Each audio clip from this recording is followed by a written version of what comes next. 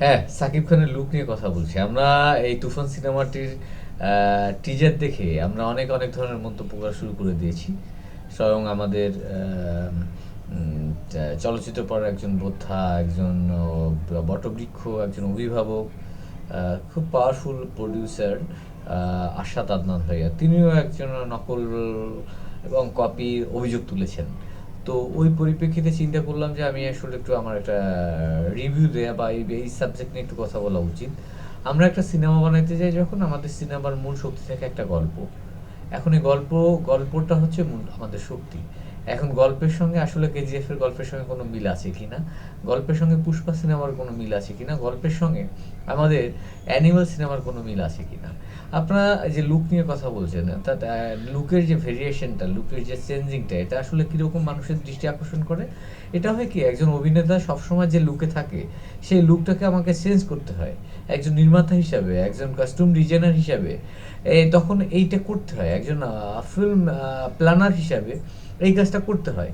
কারণ কি, আমরা যে আর্টিস্টগুলোকে সব স্বাভাবিকভাবে দেখতে অভ্যস্ত, সেই আর্টিস্টকে আমরা সেরকম প্রেজেন্ট না করে একটু ভিন্নভাবে, অর্থাৎ মানুষ হচ্ছে মানে অভিনেতা হচ্ছে একজন মাটি, কাঁচা মাটি, ওকে আমরা যেভাবে যে আকৃতিতেও সেই আকৃতি ধারণ করবেন। আবার একটা অভিনেতা হচ্ছেন একটা কার্টিস পেপার, জাস্ট ওই পেপারে আমরা যেভাবে অঙ্কন করব সেইভাবেই সে আমাদের সহযোগিতা করবে। একজন অভিনেতা সম্পর্কে আমাদের কোনো ধরনের মন্তব্য নেই, একজন নির্মাতা সম্পর্কে আমাদের মন্তব্য নেই। কারণ লুকটা হচ্ছে শুধুমাত্র তাকে একটু ভিন্নভাবে উপস্থাপন করা। এখন হেয়ার স্টাইলের সঙ্গে কারো না কারো হেয়ার স্টাইল মিলে যেতেই পারে, পোশাকের সঙ্গে আমি কাউকে না কাউকে অনুকরণ করতেই পারি। এটা একদম সিম্পল ব্যাপার, এটা নিয়ে প্রশ্ন তোলার কোনোই অ্যালার্জি নেই। আপনারা কথা বলছেন, আপনারা মন্তব্য করছেন, আপনারা জানেন যে এই যে কেজিএফ এর মতন সেম টু সেম লুক করেছেন সাকিব খান তুফান সিনেমায়, আমাদের অ্যানিমেলের মতন লুক করেছেন সিনেমায়, আপনারা কি জেনে শুনে বলছেন? আপনারা না জেনেই বলছেন। কিয়ানু রিভার্স এটা হচ্ছে যে কানাডিয়ান একজন বিখ্যাত ওয়ার্ল্ড ওয়াইড ফেমাস একজন অভিনেতা। হ্যাঁ, সে হচ্ছে কানাডিয়ান একজন সুপারস্টার, ওয়ার্ল্ড ওয়াইড ফেমাস একজন হিরো। এখন হচ্ছে যে তার হেয়ার স্টাইল আর সাকিব খানের hair style same to same আমার পয়েন্ট অফ ভিউ থেকে। এখন আপনি বলতে পারেন যে ভাই এটা আপনি কার নাম বললেন। হ্যাঁ, আপনারা তাকে চেনেন না, অথচ আপনারা কিন্তু তার ছবি দেখছেন, হাজার হাজার ছবি দেখছেন আপনারা। হ্যাঁ, কিন্তু অথচ আপনারা তাকে চিনছেন না।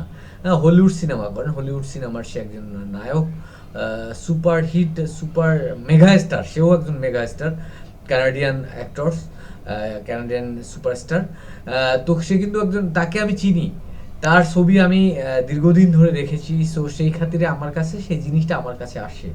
আপনারা এই রিভেন্স, যে জিতের যে সিনেমাটা গেল, এই সিনেমার হেয়ার স্টাইল আর সেম টু সেম অনেকটা মিল আছে, কিন্তু আবার জিৎ কিন্তু এরকম স্টাইলের অনেক সিনেমা করছেন, এই যে কেজিএফ এর আগে অথবা অ্যানিমেলের আগে। আবার আপনারা দেখেন এই যে কেজিএফটা ফুল ফেমাস হওয়ার কারণে, অ্যানিমেলটা ফেমাস হওয়ার কারণে কিন্তু আপনাদের কাছে এই লুকগুলো বারবার চলে আসে। বাট এর আগেও কিন্তু হলিউডে বলেন বলিউডে বলেন এরকম লুক দিয়ে অনেক নায়করা এরকম ক্যারেক্টার প্লে করছে। এখন আপনি হেয়ার স্টাইল নিয়ে প্রশ্ন করছেন, এটা আপনার কাছে হাস্যকর। যেহেতু আপনার কাছে হাস্যকর, আমার কাছেও হাস্যকর। এই জন্য যে আপনি তাকে দেখছেন ওইটা আলোচনায় ছিল বলে আপনারা এই এই প্রশ্ন, এই হেয়ার স্টাইল পাকিস্তানি সিনেমা মাওলা জট, ওই হিরোদেরও কিন্তু এই হেয়ার স্টাইল ছিল। শুধু মাওলা জট না, আপনারা দেখবেন যে তুর্কির যত সিরিয়াল দেখবেন, যত সিকুয়াল দেখবেন, যত মুভি দেখবেন, ওদের হেয়ার স্টাইলটা সেম এই স্টাইলেরই হয়। সো এটা নিয়ে আমাদের হেয়ার স্টাইল নিয়ে, এই লুক নিয়ে কোনো কথা নেই। কোনো ধরনের যদি বলেন আপনি কপি নকল, এটা আমি বলবো হাস্যকর, একদম হাস্যকর। লুকটা আমি তো বললাম, লুকটা হচ্ছে যে অ্যাজ ইউজুয়াল আমরা যা হিরোটাকে দেখি সেখান থেকে বের হয়ে আসা। এখন আমরা এই তুফান সিনেমায় রাফি এখানে সফল হয়েছেন যে না, তার লুকটা থেকে সে বের হয়ে আসতে পারছে। সাকিব খানকে আমরা ভিন্নভাবে দেখছি, রাইট? Okay, thank you. তার মানে লুক নিয়ে আমাদের কোনো কথা নেই, কোনো নকল না, কোনো কপি না। গেল, এরপরে আসি আমরা শর্ট ডিভিশন, তার পোশাক পরিচ্ছদ, অর্থাৎ তার কস্টিউম ডিজাইন।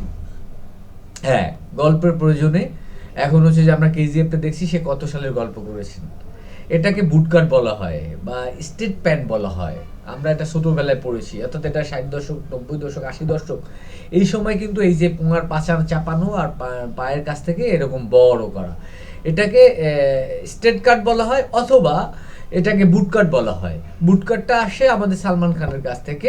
তার মানে এই প্যানের, এই স্টাইলের প্যান্ট, এটা আমাদের সালমান খান কিন্তু এই ধরনের প্যান্ট পরতেন, এই বুটকাট বলে, যাকে বলা হয় বুটকাট। সো এইটা যদি বলেন যে কেজিএফ থেকে নকল করা, এইটা যদি বলেন, এটা কিন্তু চমৎকার লেভেলের হাস্যকর। হ্যাঁ, এখন আমরা সিনেমা দেখি, আমরা কোরিয়ান সিনেমা দেখি, আমরা স্প্যানিশ সিনেমা দেখি, আমরা তুর্কি মুভি দেখি, মানে অ্যাজ ইউজুয়াল আমরা অনেক অনেক দেশের বিভিন্ন যে যার মতন করে সিনেমা দেখেন। এখন আমাদের ভালো লাগার জিনিসগুলো, ভালো লাগে যে জিনিসগুলো, যেমন আপনি একটা বই পড়লে আপনার কোনো একটা লাইন যখন ভালো লাগে একজন সাহিত্যিকের বা একজন কবির, তখন কিন্তু লাইনটা আপনি আপনার লেখার মধ্যে প্রয়োগ করতে চেষ্টা করেন। একটা শব্দ যদি আপনার ভালো লাগে, ওই শব্দটা আপনি কালেক্ট করে আপনি আপনার লেখার মধ্যে দেওয়ার চেষ্টা করেন।